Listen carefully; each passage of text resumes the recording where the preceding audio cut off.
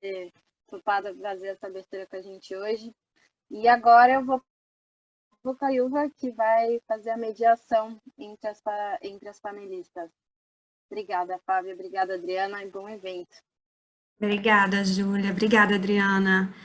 Gente, eu me chamo Fábia e eu vou estar fazendo a intermediação das perguntas que vocês enviarem aqui no chat para as palestrantes, tá bom? Então, qualquer pergunta, a gente vai tentar responder o máximo de perguntas possíveis dentro do tempo que a gente tem, tá ok? A nossa primeira palestrante, então, é a professora Renata Wasserman. Boa noite, professora. Ela é professora do Instituto de Matemática e Estatística da USP e ela vai falar um pouquinho sobre ontologia e acesso aos dados para vocês. Professora, vamos testar o seu áudio e o seu compartilhamento de tela, só para conferir que está tudo ok? Boa noite. Obrigada. Agora deixa eu compartilhar aqui com vocês.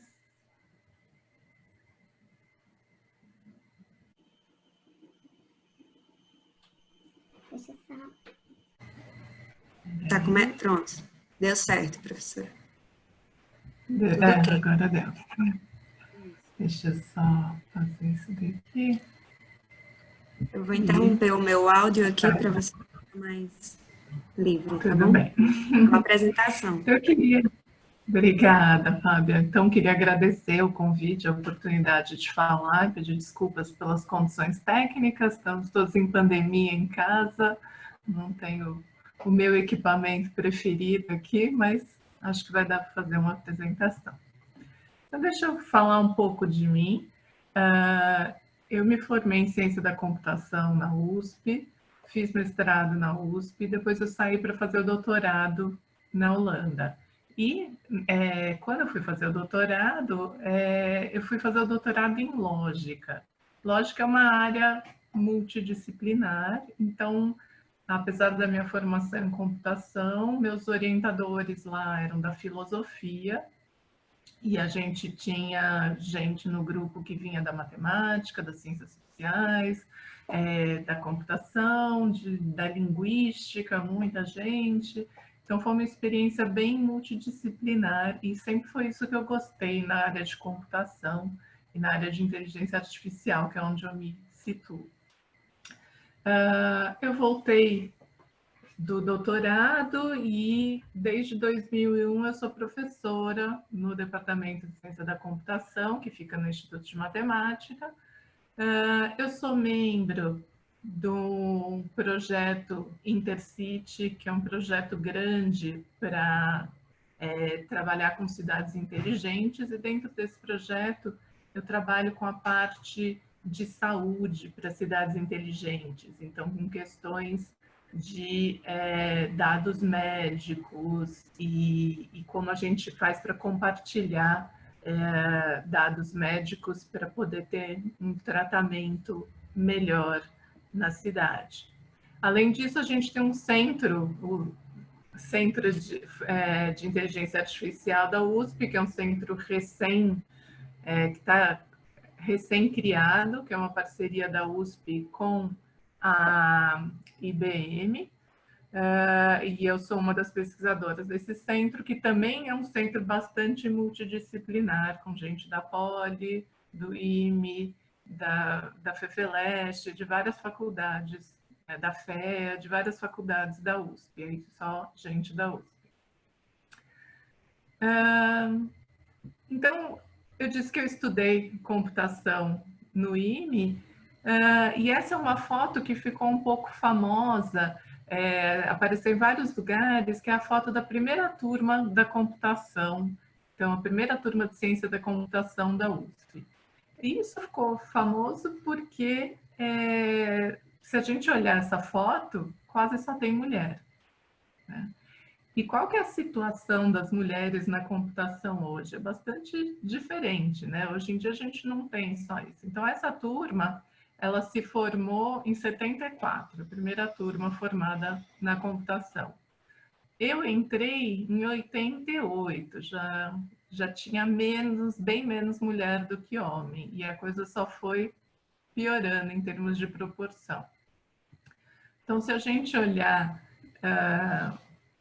esse gráfico que saiu no jornal da USP, Se a gente olhar o número, eu não sei se vocês conseguem enxergar bem as duas linhas, mas a linha mais escura mostra o número de homens formados no curso de computação do IME, e a linha mais clara, verde clara, é a de mulheres. Então, como a gente pode ver, como eu falei, né, a primeira turma tinha mais mulheres do que homens, e se a gente for olhando, até o meio da década de 80 tinha mais mulheres do que homens. Isso não é um fenômeno daqui da USP, é um fenômeno mundial. Em algum momento, computação passou a ser coisa de menino, né? Deixou de ser uma carreira para mulheres e passou a ser. Então, algumas teorias dizem que tem a ver com o computador pessoal, que aí passou a ser uma coisa de brincadeiras e jogos e ferramentas, e despertou mais interesse masculino. Mas o que importa é que a gente vê que desde a década de 80 foi aumentando o espaço aqui entre o número de homens e mulheres formados. Então, para ter uma ideia dos dados atuais desse ano, a gente teve na graduação, entraram 5 meninas em 60 ingressantes. Quando eu entrei no fim da década de 80, nós éramos 13 em 50. Então, já era minoria, mas éramos mais de 20%. E agora a gente tem menos de 10%. Já chegou a ter turma com 2 meninas. Assim. E eu, como professora, posso dizer que é mais difícil dar aula. Toda a diversidade é importante, a gente sabe, nas empresas e na sala de aula também. Faz diferença você ter mais mulheres na sala. Na pós-graduação, a gente também tem aí um número que é minoria, e as professoras, né, a gente tem 38 professores no departamento, só 8 são mulheres. Só para ver um pouco aqui em termos de proporção, então, a gente tem na graduação 8% de meninas, depois 20%, 21% de professoras, mas dentro do próprio corpo docente, a gente tem, uma questão aqui que são os níveis diferentes. Então, professora titular, que é o cargo, a posição mais alta que tem, a gente tem só uma, e que deve se aposentar. Ela foi a primeira professora titular mulher do departamento e ela está em vias de se aposentar. Não tem muita perspectiva de que alguma outra mulher passe a ser titular. E o que mais me preocupa é que, se a gente olha no nível de ingresso da carreira de professora doutora, a gente tem 11 homens e 2 mulheres. Então, não está vindo com esse número baixo de meninas na graduação e na pós, não está formando, não está entrando uma geração nova para poder chegar no topo. A gente vai ter que cuidar disso. Essa é uma imagem, uma variação dessa imagem que aparece em vários lugares, né, que é o leak pipeline, o vazamento. Então, de um lado entram muitas mulheres e homens, e as mulheres vão vazando pelo caminho e no final saem homens. Isso acontece em várias carreiras técnicas, né? E no nosso caso da computação, a impressão que dá é que o vazamento acontece lá no ensino fundamental e não na faculdade, porque o número de ingressantes mulheres não é menor do que o número de alunas depois na pós-graduação. A proporção não é menor do que as que sobem na carreira acadêmica. Então, a gente tem um problema que vem muito antes da entrada na universidade. Por isso, a gente tem feito algumas iniciativas para tentar atrair meninas. Então, fazer iniciativas de ensino para meninas do ensino médio, e tentar atrair mais meninas, e tentar entender um pouco quando é que as meninas deixam de se interessar pelas exatas em geral. Eu tenho a impressão que é lá pelos 12 anos, assim, do que eu andei vendo. Até lá, as meninas e os meninos, eles são mais ou menos iguais em matemática.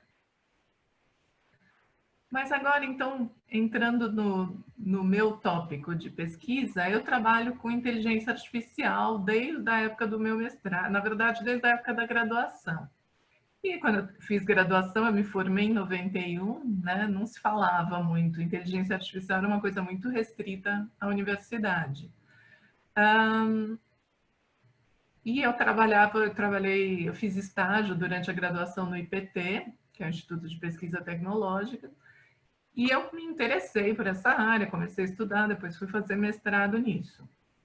Quando a gente fala de inteligência artificial hoje, normalmente a gente fala de aprendizado de máquina. Então, hoje, em todo lugar se fala de IA, fala, eu vou fazer uma IA, eu vou fazer não sei o quê, olha a IA do Bradesco, a IA de não sei quem.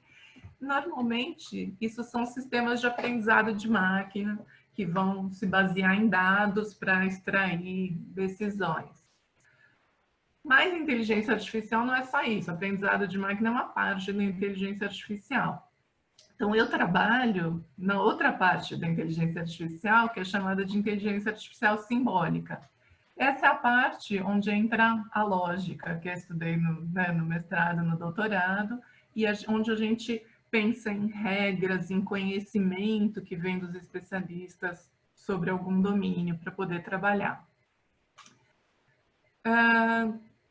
As ferramentas que a gente está vendo por aí de aprendizado de máquina, elas estão fazendo muito sucesso, e aprendizado de máquina é muito bom, por exemplo, para falar de tradução, né? O Google Tradutor, depois que começou a usar aprendizado de máquina, melhorou muito, né?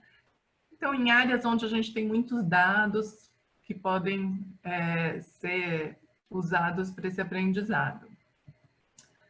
Mas a área também tem seus problemas.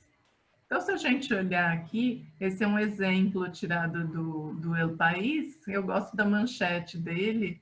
Então, se está na cozinha é uma mulher, como que os algoritmos reforçam preconceitos? O que acontece com os algoritmos de aprendizado de máquinas? Eles vão extrair padrões dos dados.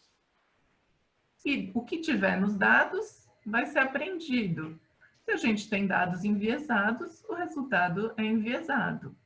Então, aqui a gente tem uma foto antiga de uma mulher na cozinha, mas a situação aqui descrita é que a gente tem um homem calvo de 60 anos, mexendo com as espátulas, né, calça jeans, está na frente do fogão da cozinha, claramente um homem, mas a inteligência artificial não tem dúvida. Cozinha, espátula, fogão, é mulher. Pronto, rotula como mulher. Por quê? Porque, historicamente, tem muito mais fotos de mulheres na cozinha, na frente do fogão, do que de homens. Então, a gente tem que tomar muito cuidado quando a gente abraça essa coisa de aprendizado automático, porque o aprendizado não é que o algoritmo é ruim, que o sistema é ruim. Na verdade, ele faz o melhor que pode com os dados que ele tem. Tem um livro que fez bastante sucesso, uns 2 anos atrás, da Cathy O'Neil, que chama Weapons of Mass Destruction. Então, é uma brincadeira com armas de destruição em massa, mas é destruição matemática, onde ela alerta para o uso indiscriminado desses algoritmos de aprendizado. Então, eles estão sendo usados para tomar algumas decisões dos quais não deviam estar sendo usados. Então, como eu falei, por exemplo, esses algoritmos de aprendizado funcionam muito bem para fazer tradução de texto, para fazer reconhecimento de imagens. Mas a gente não pode usar esses algoritmos de qualquer forma para tomar decisões políticas, decisões médicas, confiar nesse aprendizado sem saber muito como ele foi feito. Então, esse livro é interessante porque ela descreve muitos casos de uso reais de uma professora que era a melhor professora da região e foi demitida por um algoritmo, porque os parâmetros que foram levados em consideração não eram os corretos. Então, como ela era tão boa que sempre dava as classes mais difíceis para ela, os alunos dela iam pior nos testes. E aí, assim, apesar de ser reconhecida por todo mundo na cidade como a melhor professora da região, ela foi demitida porque ela fazia menos pontos do que os outros. Então, e aqui também, né, no slide tem um exemplo de um trabalho na prefeitura de Nova York, que usou um sistema para ajudar sem-tetos. Mas aí usava também um sistema baseado em algoritmos. E o que acontece? Quando, né, dá algum problema, nesse caso morreu uma criança que não recebeu o apoio que devia ter recebido, a culpa é do algoritmo. A culpa não é, né? De quem é a culpa? Quem que fez a culpa? Também não é o programador. O algoritmo funciona, ele aprende direitinho, mas quem que treinou? Quem que deu os dados para esse algoritmo funcionar? Então, alguns casos são muito sensíveis para o uso de algoritmos de aprendizado. A última viagem internacional que eu fiz antes da pandemia, que eu voltei no comecinho de março, foi para um evento que aconteceu na Argentina, que é parte dessa campanha dos Top Killer Robots, que é uma campanha para eliminar as armas autônomas. Armas autônomas, elas usam algoritmos e elas decidem sozinhas que alvos elas vão acertar. E isso é uma coisa complicadíssima. Então, nesse evento tinha pessoas, lobistas políticos, tinha gente, né, não só pessoas técnicas, e tem casos assim escabrosos. Tem uma pessoa cavando buracos num campo aberto, está enterrando minas, então elimina a pessoa, mas era um agricultor, né? Tentando refazer o campo que tinha sido bombardeado. Então, de novo, essas máquinas, elas usam, claro que é interessante a gente ter um sistema, né? A gente não pode ser ingênuo, os países todos têm sistemas de defesa, mas a questão aqui, de novo, a gente vai usar aprendizado, a gente vai aprender padrões que já aconteceram, ou a gente vai representar, de alguma forma, o conhecimento dos especialistas e levar isso em consideração e ter uma explicação de por que a gente toma uma decisão. Então, quando a gente fala do lado do aprendizado de máquina e ao lado da ciência de dados um pouco, na verdade, ciência de dados é muito mais do que isso, né? Então, eu não gostaria que ciência de dados fosse vista só como aprendizado de máquina. Mas para aprendizado de máquina, os dados são tudo. Quanto mais dados você tem, mais você consegue fazer e, né, a gente vê as empresas todas querem ter os dados em mãos. Mas o que são dados? Então, aqui é um exemplo real de um projeto meu que eu trabalho, nessa parte de cidades inteligentes. Então, os sistemas do SUS, os dados, dado é isso, dados são tabelas cheias de números e coisas e códigos. Só os dados não bastam para a gente fazer nada. O que a gente precisa? A gente precisa não só os dados, a gente precisa de conhecimento para entender o que são esses dados. E por isso que normalmente os grupos que trabalham com ciência de dados, eles são bastante multidisciplinares, né? A gente viu ontem, tinha uma palestrante estatística, tem gente de várias áreas, porque a gente precisa do conhecimento da área que a gente está tratando para poder lidar. Então, nesse mesmo exemplo que eu estava falando, a gente tem os dados, mas a gente precisa ter, saber o que a gente está procurando, o que a gente está tentando representar.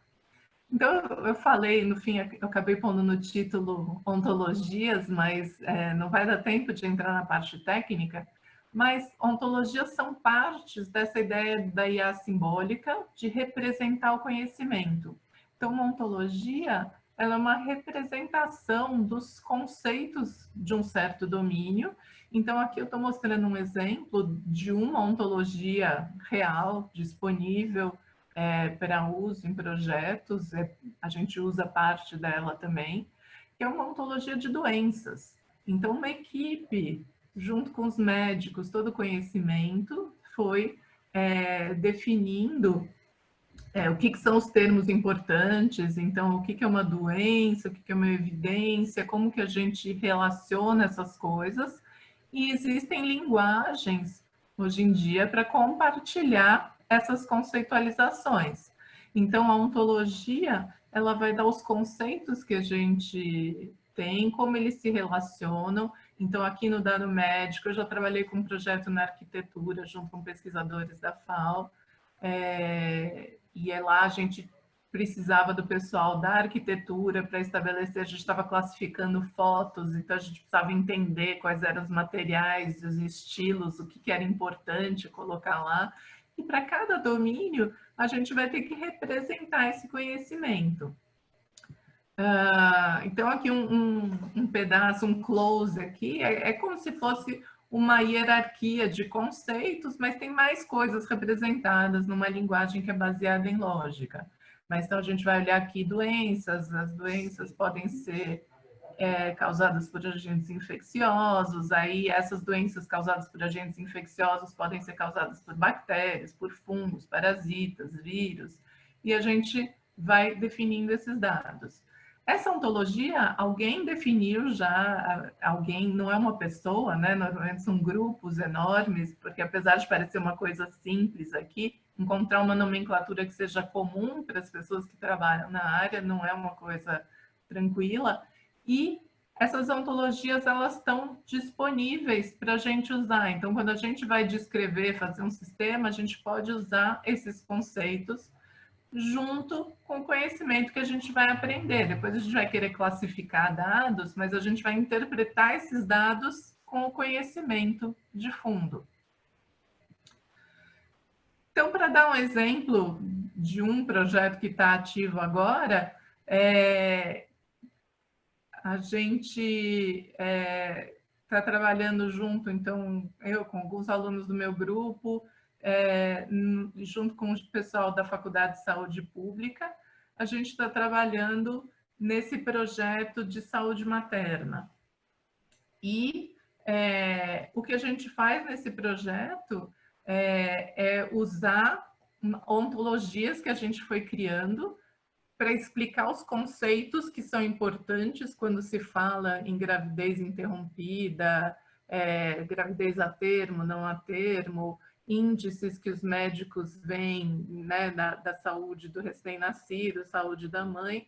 A gente desenvolveu essas ontologias e desenvolveu uma maneira de cruzar isso com os dados que estão no SUS. Os dados estão daquele jeito, aquelas tabelas de números. A gente tem que interpretar, então, descrever os conceitos que estão descritos nas tabelas e relacionar com o que a gente quer, para que a gente possa fazer consultas e encontrar os casos dentro daquele monte de dados que estão lá.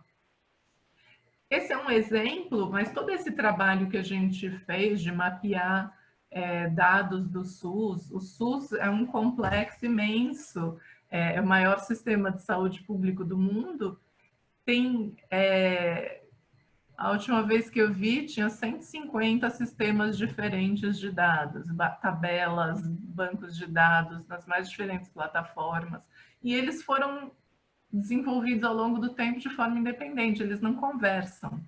Então, se a gente depende de especialistas em cada uma dessas bases para explicar para a gente o que está definido lá dentro. E o que a gente faz? A gente pega esse conhecimento dos especialistas e escreve na forma de uma ontologia, explicando cada conceito o que ele é e onde ele aparece, para que a gente possa integrar os dados e fazer consultas com tudo isso.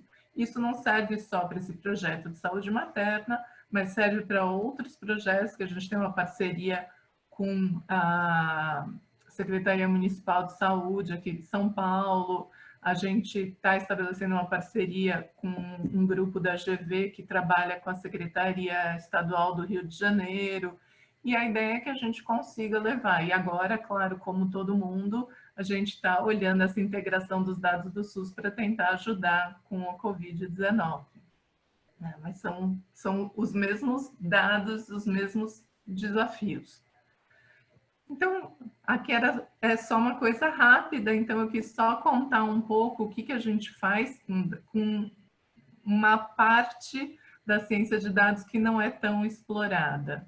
A gente não pega só dados e algoritmos, mas tem essa parte de contato com quem entende do assunto para poder extrair o conhecimento necessário para trabalhar e evitar que a gente fique atirando para todo lado.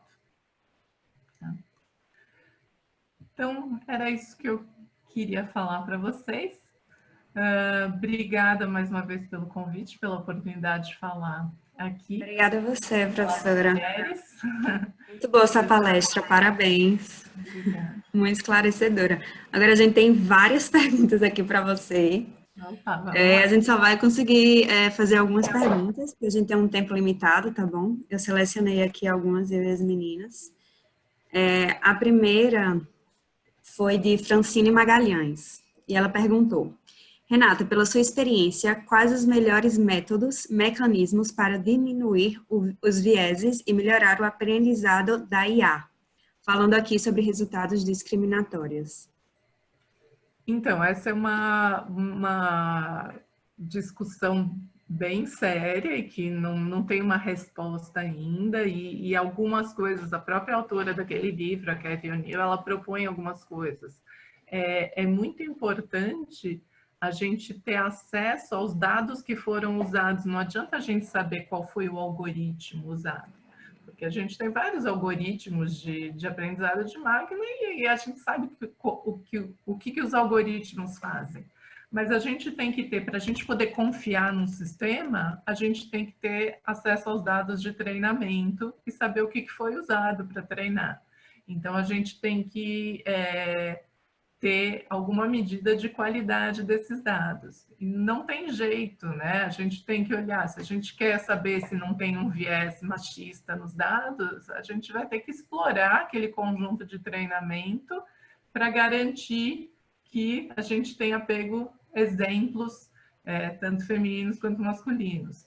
Tem um trabalho que não é desse livro, mas um palestrante uma vez mostrou um vídeo que foi a coisa mais absurda que eu já vi, de uma empresa que fez uma torneira que abria automaticamente, baseada em inteligência artificial, que acho que era para impedir lavar objetos, era só quando punha a mão, e a torneira só abria para mãos brancas. Porque eles treinaram no grupo lá que estava desenvolvendo a torneira. E aí, quando estava bom, puseram no mercado. Claro, você só treinou com mãos brancas, ele só reconhecia mãos brancas como mãos, e para mãos negras não abria. Então, não tem muito jeito. Se você não puder explorar os dados que foram usados para o treinamento, você não tem garantia nenhuma, né, sobre viés. Sim, ok. A próxima pergunta foi de Thalita Souza, e ela falou que conteúdo inspirador. Sempre tive a visão de que a área acadêmica é bastante elitista e que é praticamente impossível conciliar um mestrado ou doutorado com um trabalho em tempo integral. Existem iniciativas que estão sendo feitas para aproximar a academia do mundo real? Duas coisas diferentes aqui, né? Falar de mundo real. A vida acadêmica, um mestrado e um doutorado são trabalhos, né? Então, aí eu olho por dois lados, né? Como orientadora, eu nunca tive um aluno de doutorado que trabalhasse em tempo integral. E eu acho que é praticamente impossível. Claro, depende da área, se o doutorado tiver a ver com o assunto que a pessoa trabalha, mas é muito difícil, porque um doutorado é um mergulho em profundidade, um mestrado acho possível. Mas um doutorado é um mergulho em profundidade num tema e que, se a gente não tiver muito focado naquilo, acho que vocês sabem, né? Vocês... Sim. Eu estou no mestrado, né? Eu imagino que o doutorado, eu já estou achando bem puxado. Então, eu imagino que o doutorado seja bem pior. E aí, não é uma questão de elitismo, de só pode estudar para o doutorado quem tem dinheiro para se bancar. Não, o problema é a política pública aqui, que não dá bolsas para todo mundo que faz um doutorado, porque um doutorado é um emprego. Quando eu fiz o doutorado na Holanda, os doutorandos, eles são contratados da universidade. Sim. Então, eles são considerados empregados da universidade. Vários países são assim. Oi? Vários países são assim. Eu acho que o problema também começa porque, primeiro, nós recebemos auxílios, né? Não é nem um salário que as pessoas chamam, são auxílios. E, na verdade, gente, é nosso salário.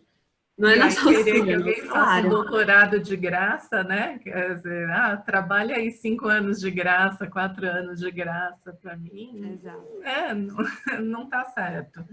Então, acho que nesse caso não é que a academia é elitista, é que o ponto de vista é diferente. Eu acho que a gente tem que começar a ver isso como um trabalho, pesquisa é um trabalho. Bom, última pergunta aqui, um pouco mais específica, é de Sharon Martins. Existem iniciativas de tradução de ontologias na área biomédica para o português? Então, eu não sei se tem correntemente, né? Há uns anos atrás, a Renata Vieira, que é uma pesquisadora da Universidade, da PUC do Rio Grande do Sul, ela é alguém que trabalhava na linguística e entrou nessa parte de ontologias.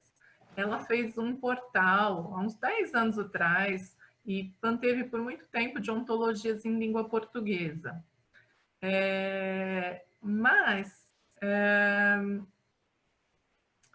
As ontologias biomédicas, acaba que tem algumas que são tão já padrão que todo mundo usa a versão em inglês.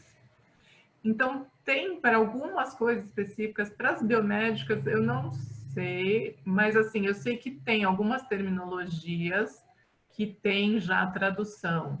Então, tem o SNOMED, que é uma das ontologias principais aí de marcação de textos, tem iniciativas para tradução para o português do Brasil, mas eu não sei dizer em que pé que estão. E acaba que as pesquisas que eu vejo acontecendo, a gente usa direto da fonte, em inglês mesmo. Mas claro que aí a gente tem um passo a mais que o médico daqui, ele tem que entender o conceito de lá. Sim. Sim, professora, muito obrigada pela sua palestra, pela sua participação. Obrigada. A gente vai agora passar